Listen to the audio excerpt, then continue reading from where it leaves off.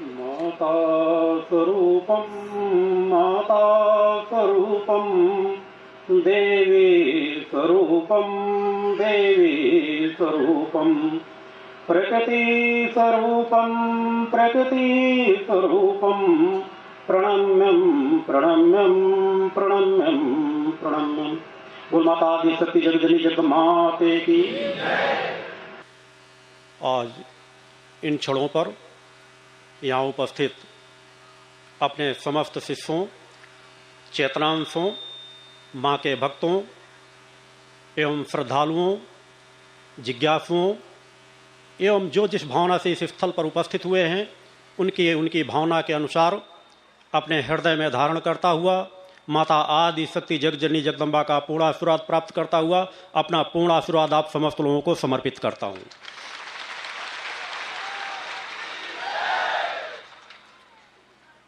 वर्तमान समय में जहाँ पूरी मानवता तड़प रही है, करा रही है, जिस तरफ आंख उठा करके देखो भय भूख भ्रष्टाचार का बोलबाला है, अनीति अन्याय अधर्म पग पग पर नजर आता है।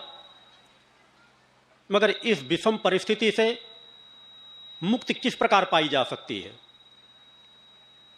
यदि इस बिंदु पर विचार किया जाए और केवल विचार ही ना किया जाए, उन रास्तों पर बढ़ चला जाए जिन रास्तों पर चल करके हम अनीति अन्याय अधर्म के साम्राज्य को समाप्त कर सकते हैं। और उसके लिए सर्वप्रथम रास्ता रहता है अपने आप का शोधन करना। अगर हम अपने आप में परिवर्तन लाना शुरू कर दें तो एक दिन पूरा जग बदल जाएगा। क्योंकि यदि कोई फूल सुगंधित हो उठता है, खिल जाता है, तो उसकी सुगंध से कोई दूसरा बच नहीं सकता, उसका प्रभाव दूसरे पर भी पड़ता है। अतः हमें एक एक कड़ियों को जोड़ते हुए जाना है। हर पल अपने आप को बदलना है और समाज को बदलने के लिए अपने अंदर की पूर्ण क्षमता का उपयोग करना है। वह परमसत्ता आदि शक्ति जगजननी जगदम्बा जो हर पल हमारे साथ है, हर पल हमारी सहायता कर रही है, कण कण में व्याप्त है। और कण कण में व्याप्त शब्द कहना भी उस परम सत्ता का अपमान है। क्योंकि जो कण कण उसी परम सत्ता का ही हो तो उसमें व्याप्त शब्द कहना भी एक बहुत छोटा सा शब्द नजर आता है। हमें उस विचारधारा को सत्यता से ग्रहण करने की आवश्यकता है। समाज ने बहुत कथाएं सुन ली, बहुत कथानकों को सुना, मगर समाज ज्यों का त्यों उसी तरह एक बहती हुई नदी के समान कि एक प्रवाह जिस दिशा में चल पड़ा है उसी दिशा में पूरा समाज बहता चला जा रहा है। इसलिए कि समाज वर्तमान में मेरी निगाहों में मानसिक रूप से विकलांग हो चुका है। मानसिक विकलांगता समाज में छाती चली जा रही है। सोचने समझने कार्य करने की क्षमता सीमित होती जा रही है। सत्य से परे असत्य की ओर समाज इतना अधिक बढ़ चुका है कि वह सत्य ना सुन पा रहा है, ना देख पा रहा है, ना समझ पा रहा है, तो बढ़ पाना तो और कठिन है। इन विषम परिस्थितियों पर हमें उस परमसत्ता माता आदि शक्ति जगजननी जगदम्बा का हर पल आशीर्वाद लेते हुए हर पल परिवर्तन की दिशा में अपने आप को धीरे धीरे करके आगे बढ़ाते रहना है। आप लोग अपनी समस्याओं के लिए उपस्थित होते हैं कि हमारी समस्याओं का समाधान मिल जाए। सैकड़ों मंदिरों में कहीं माथा टेकते हैं, कहीं गुरुओं के यहां माथा टेकते हैं, मगर फिर भी समस्याओं से मुक्ति नहीं मिल पाती। इसलिए कि आपके अंदर वह पात्रता नहीं है। और समाज में चाहे धर्म क्षेत्र हो, चाहे राजनीति क्षेत्र हो, हर जगह अधर्म का साम्राज्य हो चुका है। हजारों हजारों साधु संत सन्यासियों के बीच कहीं एक आध ऐसा साधक नजर आएगा जिसके पास वास्तव में सत्य हो। बाकी चाहे जिस तरफ निगाह उठा करके देखो, केवल अधर्मियों का साम्राज्य है। एक शंकराचार्य ने मात्र 32 वर्ष की अवस्था में 4 मठों की स्थापना कर दी, समाज में परिवर्तन डाला। आज हमारे 4 सम्माननीय शंकराचार्य तो अपनी गद्दियों पर बैठे ही हैं। 65 अन्य जगहों पर भी शंकराचार्य शब्द संबोधित किया जाता है। बड़े बड़े कथावाचक हैं, बड़े बड़े समाज सेवक हैं, फिर समाज पतन के मार्ग पर बढ़ता चला जा रहा है। इसलिए समाज को वो दिशा देने का प्रयास ही नहीं किया गया। ना उन कथावाचकों ने, ना उन धर्म प्रमुखों ने, ना अपने शरीर का शोधन किया, ना समाज का शोधन कर पाने की पात्रता है। कथाएं सुनाने आते हैं, चूंकि मैं सर्वप्रथम चिंतन यह देना चाहता हूं कि मैं आप लोगों को जो नए भक्त आए हुए हों, मैं कोई कथानक या कथा सुनाने नहीं आया। मैं आपकी विचारों की दिशा को सही दिशा प्रदान करने आया हूं। अपनी साधना तपस्या का अंश आपको लुटाने आया हूं। आपकी समस्याओं का समाधान हो सके वह मार्ग बताने आया हूं। मैं एक साधक का जीवन जीता हूं। उस परम सत्ता, जिस मूल सत्य को जब तक आप गहराई से अपने अंतर मन में बिठाएंगे नहीं, तब तक आपके जीवन में भटकाव आता ही रहेगा। ना आपको गुरु पर श्रद्धा होगी, ना समाज के ग्रंथों पर श्रद्धा होगी, ना किसी चीज में श्रद्धा विश्वास जागृत होगी। क्योंकि जब आप मूल से भटके हुए हैं, और मूल है आपकी माता आदि शक्ति जगजननी जगदम्बा, पहले इस बिंदु को गहराई से अपने हृदय पर बिठाएं कि मेरी और आपकी जन जन की समस्त जीवों की आत्मा की जननी वह अजर अमर अविनाशी परम सत्ता माता भगवती हैं, जिन्हें देवादिदेव भी मां कह करके पुकारते हैं। मगर आप उनसे बहुत दूर हैं। थोड़ी बहुत भक्ति भी करते हैं, फिर भी उस सत्य को स्थापित नहीं कर पाते कि हमारी आत्मा की मूल जननी वह परम सत्ता माता भगवती हैं। हमें सभी देवी देवताओं का आदर मान सम्मान करना चाहिए, नमन करना चाहिए, इसमें कोई बुराई नहीं है। हर काल परिस्थिति में, अनेकों काल में, कभी किसी रूप में, कभी किसी रूप में उस परम सत्ता ने दिव्य शक्तियों को, देव शक्तियों को, ऋषि शक्तियों को समाज में भेजा। मगर क्या जिस तरह समाज में हमारे माता पिता, इस शरीर को जन्म देने वाले केवल हमारे माता पिता दो ही हो सकते हैं, तीसरा कोई नहीं हो सकता। हमारा पड़ोसी हो सकता है हमसे पिता से ज्यादा हमको सहयोग करता हो, हमारे चाचा ताऊ, समाज का कोई भी व्यक्ति, मगर क्या आप उन्हें माता पिता का दर्जा दे देंगे? नहीं दे सकते। उसी प्रकार आज आप इस सत्य से दूर हो चुके हैं कि हमारी आत्मा की जननी माता भक्ति आदि सत्य जगदम्बा है, उन्हें इष्ट ना मान करके आप कभी किसी की आराधना करते, कभी किसी की आराधना कर रहे हैं। उस मूल सत्य से जब तक समाज भटका रहेगा, तब तक समाज के मन में कभी शांति नहीं आ पाएगी। जहां शांति नहीं होगी वहां शक्ति कभी आ नहीं सकती, और जहां शक्ति नहीं होगी वहां समस्याओं का साम्राज्य अपने आप ही स्थापित हो जाएगा। अतः सर्वप्रथम एक दृढ़ विश्वास, दृढ़ आस्था कि जहां अंश मात्र भी सुई की नोक के बराबर कोई गुंजाइश न हो कि उस परम सत्ता माता भक्ति आदि सगजनी जगदम्बा के अलावा हमारा और कोई इष्ट नहीं है। अनंत लोक हैं, हमारे धर्मशास्त्र चीख चीख करके कहते हैं, हमारे ऋषि मुनियों ने चीख चीख करके कहा, अनेकों सूर्य हैं, अनेकों ब्रह्मांड हैं, अनेकों ब्रह्मा विष्णु महेश हैं। तो उन ब्रह्मा विष्णु महेशों को, अनेकों को जन्म देने वाली कोई एक ही जननी है। जिस दिन उस सत्य को आपने अपने अंतःकरण में स्थापित कर लिया, आपकी सतोगुणी कोशिकाएं बरबसी विकसित होती चली जाएंगी, विकारों से आपका जीवन मुक्त होता चला जाएगा, मन में शांति शक्ति अपने आप आती चली जाएगी। आपको भक्ति ज्ञान और आत्म शक्ति का जो मार्ग दिखाया गया है कि जीवन में एक बार उस परम सत्ता की आराधना करते हुए केवल भक्ति ज्ञान और आत्म शक्ति की कामना रखो और देखो कि तुम्हारे जीवन में परिवर्तन आता है या नहीं आता। एक बार उस सत्य की डोर को गहराई से थाम लो कि सभी डोरे क्यों न छूट जाएं, सभी संबंध हमारे क्यों न टूट जाएं, मगर उस परम सत्ता के संबंध को हम जीवन के अंतिम सांस तक टूटने नहीं देंगे, छूटने नहीं देंगे। एक बार उस अटूट रिश्ते को पकड़ करके तो देखो, एक बार उस अटूट रिश्ते को थाम करके तो देखो, तुम्हारी किश्ती चाहे जितनी बड़ी भंवर हो उसमें कभी डूबने नहीं पाएगी। मगर उसके लिए तुम्हें हर पल अपने आप को बदलना है। हम कोई सामान तभी उस पर रख सकते हैं जब वो पात्र सही हो। ये छलनी की टोकरी में हम कोई जल रूपी पात्र, दूध रूपी कोई पात्र कोई डाल के चाहे रखना चाहे, उसमें कभी भी वो नहीं टिकेगा। जिस तरह का सामान हो वैसे ही पात्रता की आवश्यकता होती है।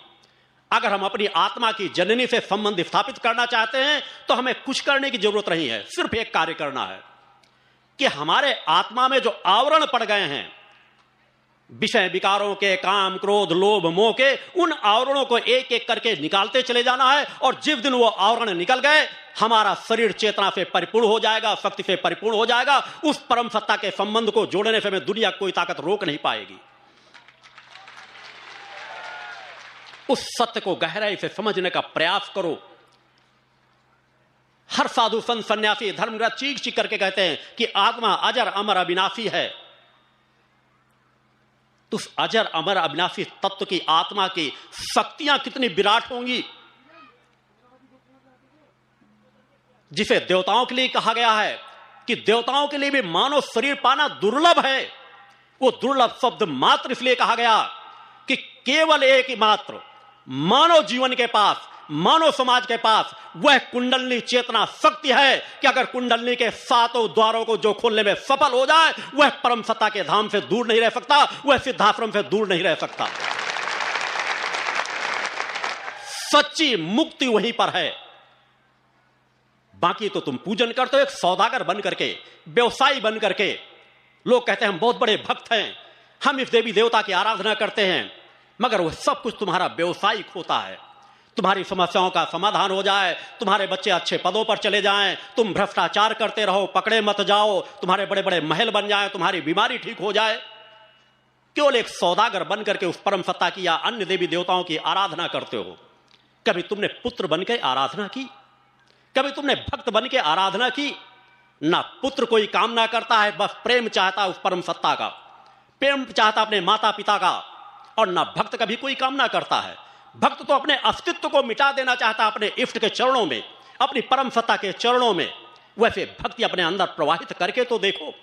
एक जीवन में वो भाव भूमि पर आकर के खड़े तो हो जाओ कि मुझे कुछ नहीं चाहिए, मुझे केवल भक्त ज्ञान और आत्मशक्ति चाहिए। मैं कोढ़ियों का जीवन क्यों न जीऊं, अपाहिजों का जीवन क्यों न जीऊं, मैं भूखों मर करके एक एक तिल तिल करके क्यों न मरूं, मगर मैं अनीति अन्याय अधर्म का रास्ता नहीं तय करूंगा। मैं अगर मांगूंगा तो परम सत्ता से भक्त ज्ञान और आत्मशक्ति मांगूंगा। एक बार उस भाव भूमि पर आकर खड़े होकर के तो देखो। न तुम परम सत्ता से दूर हो, न परम सत्ता तुमसे दूर है। जब उसने तुम्हारा निर्माण किया है तो तुमसे दूर वह परम सत्ता रह कैसे सकती है? मगर जो मार्ग हमें जुड़ने का मिला है, उस मार्ग पर हमने इतने रोड़े, इतने कंकड़, इतने पत्थर भर रखे हैं, इतने अवगुण समाहित कर रखे हैं कि हम उनसे उभर करके आगे देख ही नहीं पाते। और धीरे धीरे समाज तो मानसिक रूप से विकलांग होता चला जा रहा है। सोचने समझने की शक्ति क्षीण हो चलती जा रही है। हर बच्चा तनावग्रस्त है। आज छोटे छोटे बच्चे, बड़ों की तो बात ही छोड़ दीजिए, कि जिनके पास सामर्थ्य है, वैभव है, वो भी तनाव ग्रसित हैं, भय युक्त जीवन जीते हैं, भय मुक्त जीवन नहीं जीते। तो एक बार उस परम सत्ता माता भक्ति आदि सतजनी जगदम्बा को इष्ट के रूप में स्वीकार करके दृढ़ता से अपने आप को केवल भक्त बना करके अपने आप उस परम सत्ता के आप शिशु हो, जो हो केवल वही भाव अपने अंदर स्थापित कर लो, और फिर देखो परम सत्ता की कृपा आपको प्राप्त होती है कि नहीं होती। आपके गुरु ने भी उसी मार्ग का चयन किया है, उसी मार्ग में पथ हर जन्म में बढ़ाता रहा है, और इस जन्म में भी बचपन से लेकर आज तक उसी रास्ते को तय कर रहा है। साधना तपस्या के मार्ग को ही तय किया। जीवन में कभी भी अनीति अन्याय अधर्म से समझौता नहीं किया।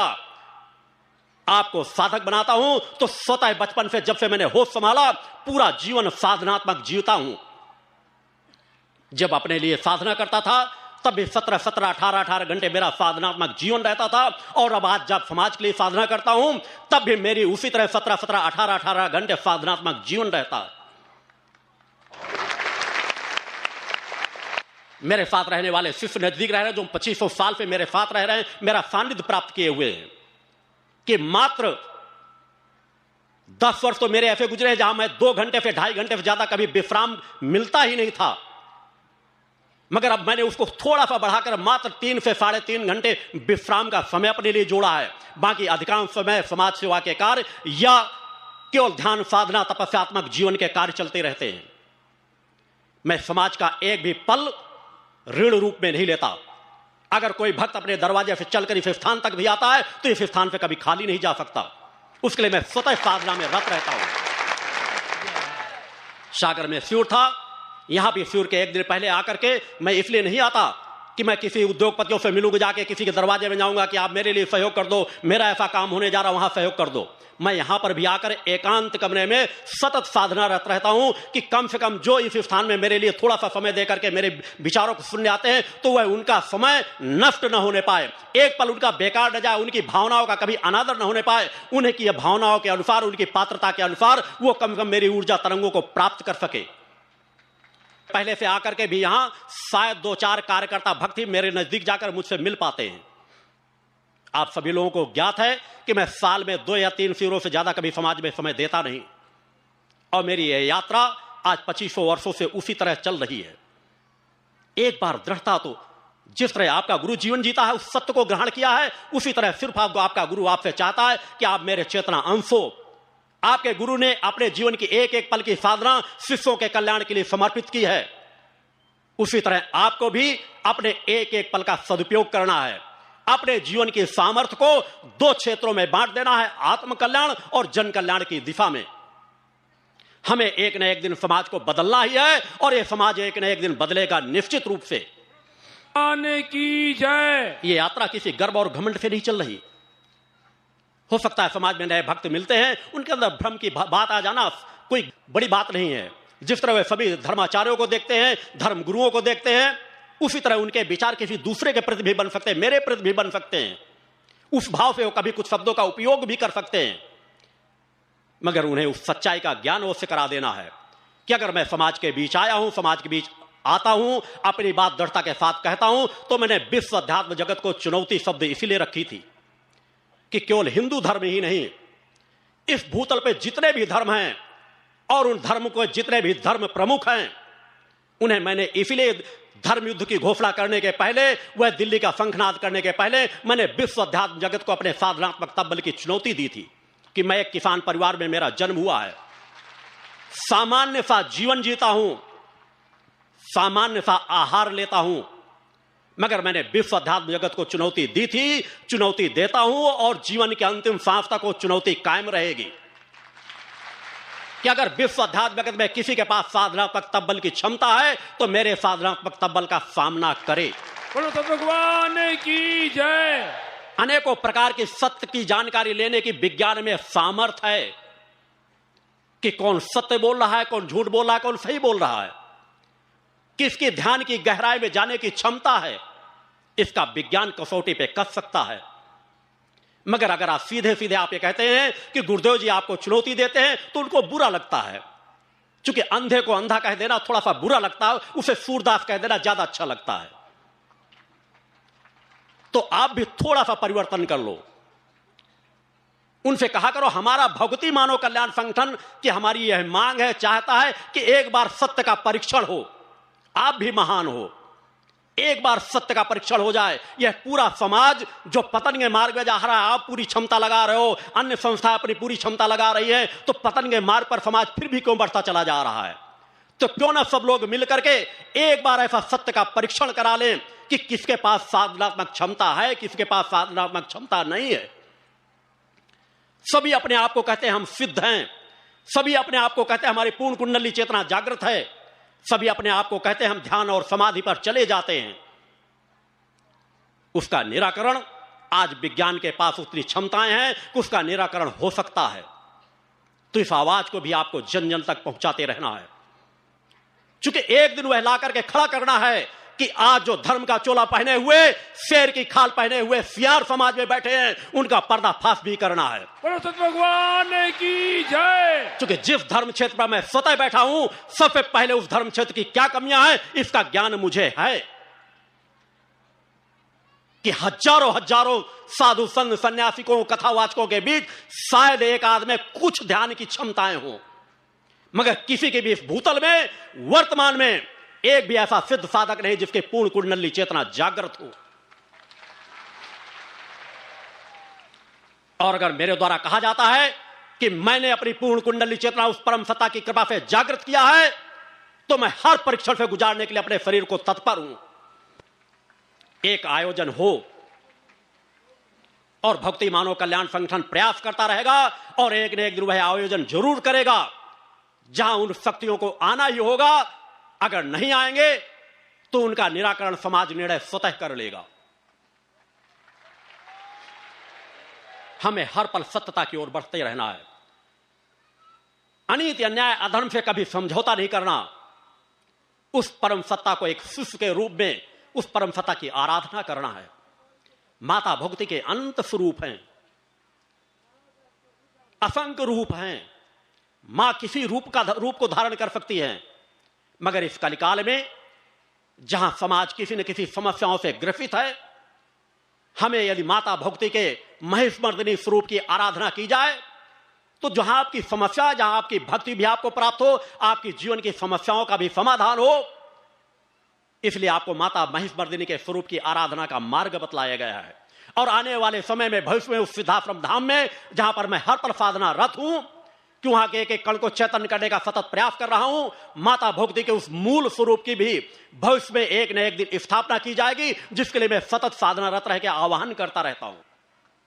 किसी भी देवी देवता की आराधना, किसी भी देवी देवता की स्थापना कर देना, आज अगर इस भूतल में कह दूं तो एक भी, ना तो कर्मकांडी, ना एक ऋषि, ना आज का कोई ऐसा साधक, ना हमारे धर्माचार्यों के पास ऐसी सामर्थ्य नहीं है कि वह किसी भी मूर्ति पर प्राण प्रतिष्ठा कर सके। यह बात कहने में मुझे कोई संकोच नहीं है। आज लोग अपने पुत्रों को अपनी दिशा में नहीं लगा पाते, अपने इष्ट मित्रों को अपने अनुसार नहीं कह पाते, और चंद्र मंत्रों से कभी देवी देवता की स्थापना नहीं होती। यह अलग बात है, समाज की भावनाओं का वह प्रवाह है कि अगर इस भूतल में किसी जगह अगर पत्थर भी पूजा जाने लगता है तो पत्थर पर भी उस परम सत्ता की कहीं न कहीं कृपा आ जाती है। मगर आज जो प्राण प्रतिष्ठा करने का दावा करते हैं, उनके पास वह पात्रता नहीं, ना उनके प्रयास से कोई भी मंदिर चैतन्य हो सकता है। प्राण प्रतिष्ठा, जिसके खुद के प्राण जागृत नहीं होंगे, जिसके खुद की चेतना शक्ति जागृत नहीं होगी, वह कभी भी प्राण प्रतिष्ठा कर नहीं सकता। पहले भी काल में होता था, हर जिस ऋषि मुनि के पास जिस तरह की योग्यता रहती थी, जरूरत पड़ने में उसको बुलवाया जाता था। मगर आज आप समाज में अनेकों कथावाचकों को देखें, आपको तो कहेंगे कि भगवान का स्मरण करो, भागवत सुनो, कृष्ण की भक्ति करो, राम की भक्ति करो, सब कुछ मिल जाएगा। मगर वही कथावाचक, 99% कथावाचक अपने हाथों की उंगलियों में किसी न किसी प्रकार के रत्न धारण किए होंगे, क्योंकि वह खुद भयग्रस्त है, उन्हें खुद भगवान पर विश्वास नहीं है। अगर उन्हें अपने इष्ट पर, अपने आराध्य पर, उस परम सत्ता पर, भगवान पर विश्वास होता तो रत्नों के गुलाम न होते। उन्हें ज्ञात होता कि इन रत्नों का महारत्न हमारे अंदर आत्म तत्व के रूप में बैठा हुआ है, और जिसका आत्म तत्व जागृत होता है, ये रत्न उससे संचालित होते हैं, उनसे वह शरीर नहीं संचालित हो सकता। भगवान की जय। मगर पूरा समाज आज भटक रहा है। या देवी सर्वभूतेषु शक्ति रूपेण संस्थिता, नमस्तस्यै नमस्तस्यै नमस्तस्यै नमो नमः। पंच ज्योति शक्ति तीर्थ सिद्धाश्रम, मां की कृपा और गुरुदेव की अमृतवाणी का पावन संगम।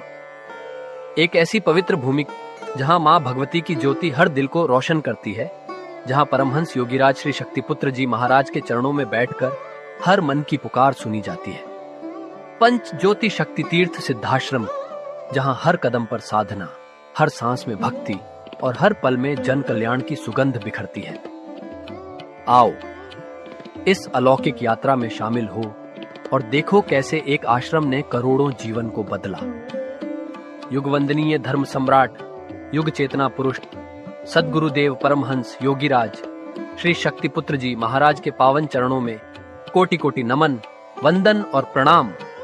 उनकी कृपा से एक ऐसी पवित्र स्थली का सृजन हुआ जो तप, योग, ध्यान और साधना का स्वर्णिम केंद्र है। यह है मध्य प्रदेश के शहडोल जिले की ब्योहारी तहसील में बसा पंचज्योति शक्ति तीर्थ सिद्धाश्रम, जिसकी नींव परम पूज्य गुरुवर्श्री ने 23 जनवरी 1997 को रखी। तब से यहाँ माँ भगवती की अखंड ज्योति जल रही है और 15 अप्रैल 1997 से श्री दुर्गा चालीसा का अखंड पाठ अनंत काल तक जन जन के कल्याण के लिए गूंज रहा है। हर सुबह और हर शाम जब सूरज की किरणें और चांद की चांदनी सिद्धाश्रम को चूमती हैं, तब परम पूज्य गुरुदेव जी, माता भगवती आदिशक्ति जगत जननी दुर्गा जी सहित सभी देवी देवताओं और सहायक शक्तियों की आरती करते हैं। इस पावन बेला में भक्तों के हृदय मां की भक्ति में डूब जाते हैं। मूल ध्वज साधना मंदिर में भी रोज सुबह शाम होने वाली आरती में भक्तों का समूह उमड़ता है। यहाँ हर मन की पीड़ा मिटती है, हर शरीर को शांति मिलती है और हर आत्मा को सुख, शांति व समृद्धि का आशीर्वाद प्राप्त होता है। परम पूज्य गुरुदेव की कृपा ऐसी कि वे रोज सुबह और शाम भक्तों से निःशुल्क मिलते हैं। माँ के भक्त और गुरुदेव के शिष्य अपने मन की बात उनके चरणों में रखते हैं और बदले में समाधान व आशीर्वाद पाते हैं। अब तक 1 करोड़ से ज्यादा भक्त गुरुदेव से मिलकर उनके मार्गदर्शन से जीवन की राह पा चुके हैं। गुरुदेव की वाणी ऐसी कि सुनते ही मन में संकल्प जागता है। उनके आशीर्वाद से करोड़ों लोग नशे और मांसाहार से मुक्त होकर चरित्रवान और चेतनावान जीवन जी रहे हैं। हर दिन सैकड़ों लोग नशा छोड़ने की प्रेरणा लेने सिद्धाश्रम धाम पहुंचते हैं। पूज्य गुरुदेव के 20 लाख से अधिक दीक्षा प्राप्त शिष्य आज के अधर्म और अन्याय के दौर में भी मां की ज्योति से अपने घरों को आलोकित करते हैं। वे साधनात्मक जीवन जीते हुए आत्म कल्याण और जन कल्याण के पथ पर चल रहे हैं। क्या यह चमत्कार नहीं? सिद्धाश्रम धाम में पिछले 28 वर्षों से मां अन्नपूर्णा भंडारा चल रहा है, जहां सुबह शाम हजारों भक्तों को स्वादिष्ट और पवित्र भोजन मिलता है। और सुनो, यहाँ ठहरने की व्यवस्था भी पूरी तरह निःशुल्क है। क्या ऐसी जगह कहीं और मिलेगी जहां हर सुविधा मां की कृपा से मुफ्त हो? सिद्धाश्रम धाम की पावन सरिता के तट पर बनी त्रिशक्ति गौशाला देखकर भक्तों का मन आनंद से भर जाता है। हर महीने शुक्ल पक्ष की अष्टमी को गौ सेवा समर्पण दिवस मनाया जाता है, जब परम पूज्य गुरुदेव